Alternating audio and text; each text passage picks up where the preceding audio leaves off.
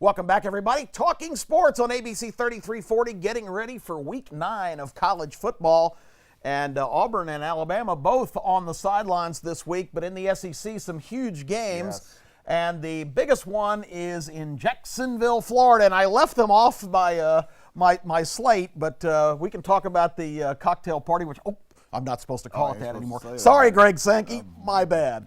That's what the game was known as forever. They can call it whatever they want. No, they'll kick you out part of the show, Kip. Oh, I know. It's Georgia, Florida, at the neutral site of Jacksonville, Florida. Yes. You know what they called that stadium for about 70 years? That was the Gator Bowl. The Gator Bowl. Gator Bowl. Neutral stadium. Neutral Give me a stadium, break. really. Okay, so Georgia, Florida. This game is so crucial in the East. It's the most important Georgia-Florida game in a long, long time. The Dogs fell on their face, got exposed at LSU a little bit. They've had a bye week to try and get things fixed, maybe determine some identity. I thought they abandoned the running game way too early against LSU. Yeah, I like this Georgia team still. Their destiny is in their hands. But when you look at this Georgia team, Kip, and you try to compare them to Alabama, the key to this situation is they were not able to reload at them linebacker positions with Rohan Smith, Lorenzo Carter, and Bellamy. They wasn't able to replace them players. They're a little soft on defense, and it's costing them. And they're not really executing real well, too. If you watch this Georgia team, maybe got a little big-headed. You can do that sometime when folks telling you how great you are, Kip. That's right. Got to get back to the basis, and they're one bad game away from being completely out of the college football playoff, and this may be the week. This Florida team's doing good. They are, and I think the key to the game, Florida's running game impresses me. Yes. I think P. Ryan and Scarlett are both quality backs. If they can run the ball effectively against Georgia, it's going to be a long day for the Bulldogs. If the defense can stand up and make Felipe Franks try to beat them, I think Georgia's got a real good chance. I really look for Georgia's offense to gel a little bit better here. Everybody's talking about how good Florida's defense is, and they are very good. But I think this is going to be a nail-biter right down to the wire, so I'm taking the Gators and the points. I like that. We're in agreement. Can you believe it? Kip and the Legend is in agreement. I'm in agreement with you.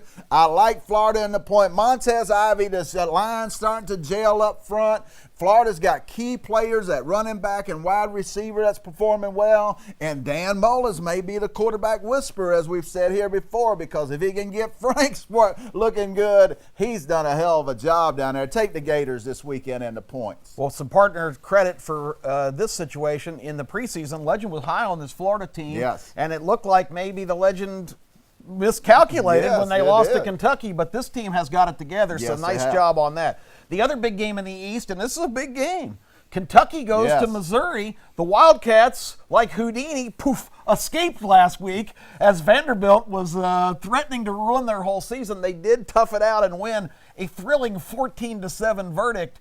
But as we talked about after the trip to Texas A&M, the blueprint to beat Kentucky is make them throw the football. I don't know if Missouri's defense is really good enough to make them do that. But on the offense, Missouri, as we know, is pretty potent. This is a very intriguing game. Yeah, I kind of like Missouri in this game. I think we got this line wrong. Ain't it Kentucky -6? No, it's Missouri. Is it Missouri? That's surprising. More disrespect for the Wildcats. Well, I'll take the Wildcats +6.5. I'll flip that. I'll flip that pick right there. I think it'll be a really close game. I think Missouri, like you said, their offense kind of came together against Memphis. I get it out. I get it 60-something points. 60-something points, finally. But then again, this defense is soft and weak, and I feel like Kentucky can control the ball, and Josh Allen is a monster. He's a monster. He can disrupt a Drew Lock. Absolutely. What a tremendous defensive player. Okay, quickly, the other game of note is Texas A&M at Mississippi State. The Bulldogs just are so struggling on offense and so lost. A&M's kind of coming up a little bit, but Mississippi State's still favored. I saw it's down to 2.5 this morning. Yes. This should be another competitive game. Yeah, I like this game. It's going to be a barn burner. When I say a barn burner, I'm not talking about points. They're going to burn the barns because they're so boring because there's no team scoring.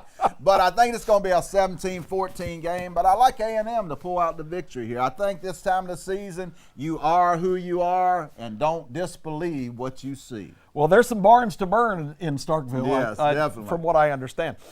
Okay, real quickly, the other games, Tennessee and South Carolina. Not a meaningful game, but yeah, I think South Carolina gets it together. Big. And Tennessee didn't look very good against They Alabama. reached their mountaintop at Auburn, and it's all back downhill where Philip Fulmer belongs from here. And real quick before we go to break, I know you probably took as much joy as I did of watching your pick, the Purdue Boilermakers, last week.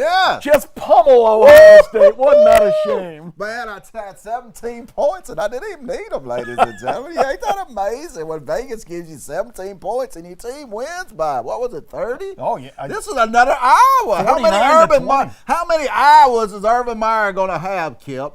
He's about to have another breakdown. You can see it on television. He's about to fall out and go to the psych ward at any minute. The bottom line is this is a flawed team in a flawed league. I'm sorry, Big Ten fans. You're just not very good. No. We got to go to a break. When we come back, it's Kip's Catastrophes. It's Legends Losers. We'll have some winners for you right after this.